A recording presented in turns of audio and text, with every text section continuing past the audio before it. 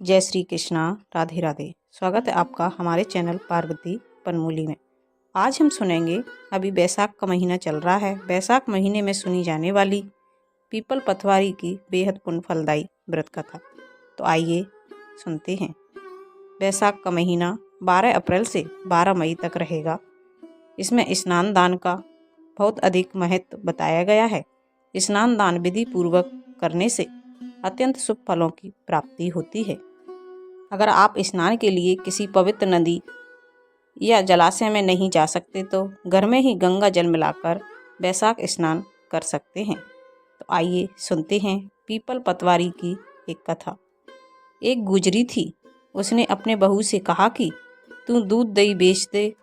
दूध दही बेचने जाया करती थी। बैसाख का महीना था, वहाँ पर मन से सब औरतें पीपल सींचने आती थीं, तो वह भी बैठ गई और औरतों से पूछने लगी कि तुम ये क्या कर रही हो। तो औरतें बोली कि हम तो पीपल पतवारी सींच रहे हैं। तो उसने पूछा, इससे क्या होता है।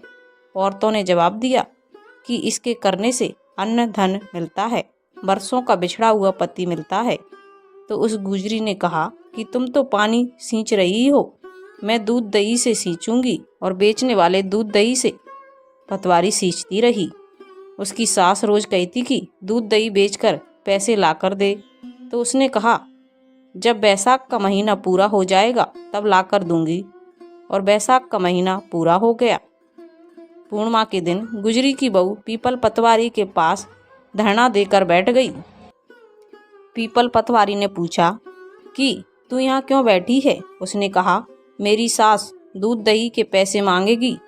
तो पीपल पतवारी ने कहा, मेरे पास पैसे नहीं हैं, ये भाटे डंडे पान पत्ते पड़े हैं, वह ले जा और अपनी गुल्लक में रख देना। जब सास ने पूछा, पैसे लाई है।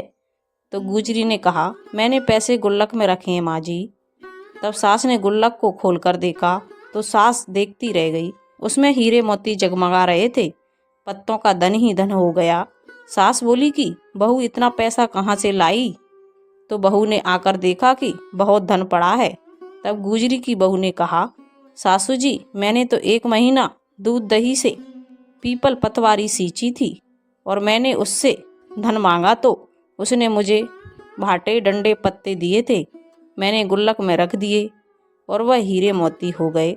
तब सास जी ने कहा कि अब की बार मैं भी पतवारी सींचूंगी। सास दूध दही तो बेच आती और हांडी धोकर पीपल पतवारी में सींच आती और बहू से कहा कि तू मेरे से पैसे मांग। तो बहू ने कहा कि कभी बहू ने सास से हिसाब मांगा है। सासू जी महीने के आखिर में पीपल पतवारी पर जाकर धरना देकर बैठ गई। तो डंडे पत्ते पान भाटे उसे भी दिए और कहा, गुल्लक में जाकर रख दे। फिर बहू ने खोलकर देखा तो उसमें कीड़े कचड़े मकोड़े सांप निकले। बहू ने सास से कहा, यह क्या है। तो सास देखकर बोली कि पीपल पतवारी ने तेरे को तो अन्न धन दिया और मुझे कीड़े मकोड़े दिए। तब पीपल पतवारी ने सास से कहा कि बहू तो बिना स्वार्थ के सींचती थी और सासू जी धन की भूख से सींचती थी। इसलिए हे पीपल भगवान पतवारी माता, जैसे बहू पर प्रसन्न हुए वैसे ही सब पर प्रसन्न रहना और सबको मनोवांछित फल देते रहना।